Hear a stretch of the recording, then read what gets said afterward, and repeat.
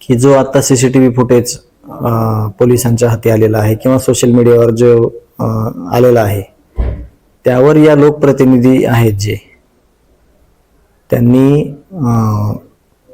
यावर ॲक्शन घेतली पाहिजे किंवा घ्यायला लावली पाहिजे आणि त्यातून पुढील तपास कसा गतीने होईल याकडे लक्ष दिलं पाहिजे. की आता जे हे चित्र समोर आलेलं आहे, आता जो सीसीटीव्ही आलेला आहे त्याचा FIR देखील आहे, त्याचे फोन कॉल्स देखील आहेत त्या दिवशीचे.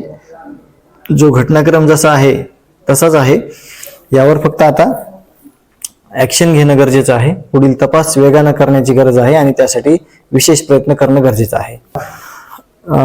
ते पोलीस अधिकारी राजेश पाटील म्हणून होते, ते त्या CCTV मध्ये सुद्धा आहेत आणि आम्ही जी मागणी केलेली आहे देशमुख कुटुंबियांना स्वतः मी, की सगळ्यांची सखोल चौकशी करा.